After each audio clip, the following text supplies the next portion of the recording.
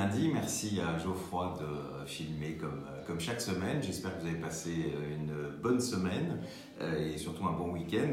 Alors, cette semaine, mon programme en ce qui me concerne est toujours aussi chargé. Tractage pour la DMD dès demain à 10h30 puisque nous allons lancer pendant une quinzaine de jours des semaines de mobilisation sur le terrain. Alors, je vais faire un peu en avance. Je commence dès demain, la plupart auront lieu la semaine prochaine. Je vous retrouverai demain pour ceux qui peuvent écouter entre 15h et 17h sur Sud Radio, où Brigitte Lahaye m'invite à l'occasion de la sortie à la fois de mon livre et bien sûr pour parler de la fin de vie. Je vous rappelle que Brigitte Lahaye fait partie des soutiens de la DMD, elle est dans notre comité de parrainage. Demain, ce sera aussi le rapport du CESE, du Conseil économique, social et environnemental sur la fin de vie. On y revient dans quelques secondes. Je serai auditionné par le groupe PS au Sénat le 12 avril. Et pour ceux qui habitent à Arles, je vous retrouverai à l'Université populaire de Arles pour parler fin de vie, en espérant évidemment que les transports, puisque c'est un jour de grève, me permettront de vous rejoindre. On parlera bien sûr du débat citoyen, de la sortie donc, de mon nouveau livre « Lettre ouverte à Brigitte Macron ». Et aujourd'hui, le livre du jour sera celui de Catherine Sellac, « À la vie, à la mort ». On se retrouve dans quelques secondes. À tout de suite.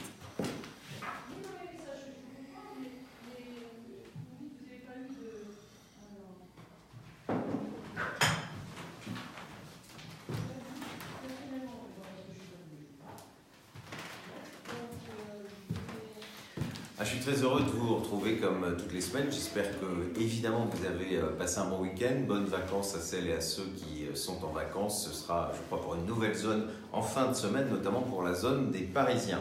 Alors, écoutez, si vous voulez me retrouver, dès demain, Demain, donc, à partir de 10h30, on vous retrouve face au kiosque citoyen. Il s'agit évidemment de toujours convaincre les Français que notre cause est juste, même si aujourd'hui 9 Français sur 10 le sont. Mais il faut continuer ce travail de conviction. C'est ce que vont faire les militants de la DMD dans les jours qui viennent, puisque dans toutes les délégations, nos délégués vont aller, à partir de la semaine prochaine, sur le terrain, sur les marchés. Donc renseignez-vous auprès de votre délégation pour savoir où il y a un marché. N'hésitez pas à aller donner un coup de main à vos délégués. Plus nous serons nombreux sur les marchés, plus nous serons nombreux à convaincre.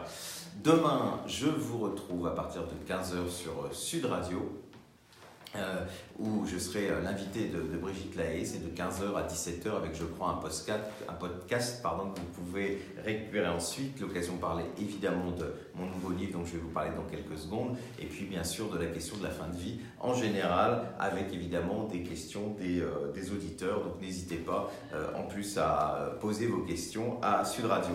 Le 12 avril, dans l'après-midi, je serai invité à un débat avec une personne qui ne partage pas notre conviction au sein du groupe PS qui a son séminaire au Sénat sur différentes questions, et donc je viendrai parler fin de vie, débattre fin de vie.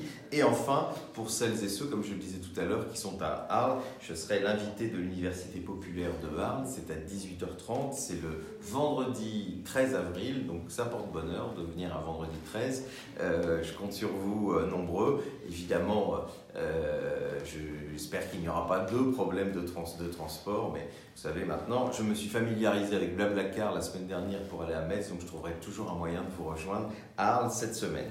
Alors je vous le disais, demain aussi un moment important pour notre combat, puisque le Conseil économique, social et environnemental va rendre son avis sur la fin de vie. Donc nous attendons avec impatience cet avis. Je vous rappelle que le CESE est la troisième chambre. On a l'Assemblée nationale, le Sénat et le CESE, et que donc cet avis est important pour les parlementaires. Donc nous espérons qu'il ira dans notre sens, qu'il va constater comme nous tous qu'on meurt mal en France, et que les 3 lois que nous avons connues jusqu'à aujourd'hui n'ont pas résolu cela et n'ont jamais placé le patient au centre des décisions. Et bien, nous aurons la réponse demain après-midi, puisqu'il y aura une séance publique au CESE que nous suivrons de très près, et puis bien sûr un vote qui sanctionnera ce rapport.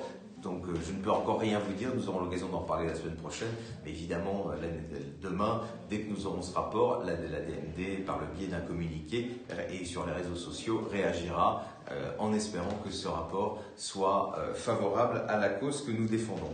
Je vous rappelle, le débat citoyen continue, il y a 10 000 personnes, 10 000 contributions, d'après le CCNE actuellement, 10 000, nous on a 70 000 adhérents, c'est-à-dire qu'il y en a plein de chez nous qui n'ont pas encore contribué.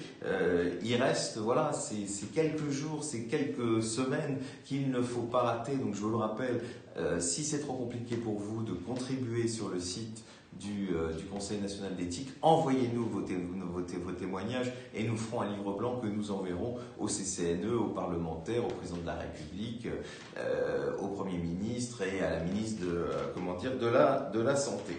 Alors, jeudi, je vais sortir un nouveau livre, je vous en avais déjà parlé, donc j'en parlerai à plusieurs occasions. Lettre ouverte à Brigitte Macron, Ma mort m'appartient. Donc ce livre, c'est une interpellation de la Première Dame. Pourquoi la Première Dame? D'abord parce que vous êtes très nombreux depuis les élections présidentielles qui ont été très déçus par le fait que les politiques ne s'emparent pas comme ils le devaient de cette affaire de la question de vie, qui a été très déçus par les promesses non tenues de François Hollande. Et dans les réunions, vous êtes souvent à me dire « mais pourquoi vous n'en parlez pas à la Première Dame ?» Et vous avez raison, parce que c'est vrai que dans son nouveau statut, puisque c'est la première fois qu'il y a une charte de la Première Dame, il y a les relations qu'elle doit avoir avec la société civile, notamment sur la question de la santé des personnes qui sont dans la difficulté. Je crois qu'on est pleinement dedans. Et puis enfin, vous savez, souvent les questions sociétales, ce sont les femmes qui les ont fait avancer. Rappelez-vous Simone Veil, rappelez-vous Christiane Taubira ou encore Dominique Bertinotti pour le mariage pour tous. Comme on sait en plus que la ministre de la Santé, Agnès Buzyn, elle, est opposée à nos demandes, eh bien c'était l'occasion de s'adresser à elle, évidemment à elle, à travers elle, à son mari, évidemment aux politiques et à chacun, puisque, comme je l'expliquerai peut-être une prochaine fois, dans ce livre, j'y fais notamment le bilan de ces 13 années de politique de fin de vie. Et malheureusement, ce bilan est catastrophique. Donc ça sort aux éditions Michalon. C'est donc jeudi dans les librairies. Ça peut se commander dès à présent sur Amazon et bien sûr sur Fnac et tous les autres bons sites. Voilà, et je termine par le livre de Catherine Sellac que vous connaissez, À la vie, à la mort. Elle y parle notamment d'un certain nombre de personnalités, Michel Onfray, Lynn Renaud. Ce sont évidemment tous ces entretiens qui ont eu lieu dans le cadre de son émission. Et elle évoque la question de la fin de vie avec, vous verrez notamment des mots extrêmement touchants de Lynn Renaud sur la question de la fin de vie, sur la mort de sa maman et comment elle a eu cette conviction qu'elle souhaitait pouvoir décider pour elle-même. Donc c'est chez Flammarion, donc un livre qui est sorti ces derniers jours. Voilà, je vous souhaite une bonne semaine. Vous voyez encore une semaine bien chargée en actualité sur la fin de vie et je compte sur vous pour vous mobiliser sur le site du Conseil consultatif national d'éthique. Bonne semaine et à la semaine prochaine.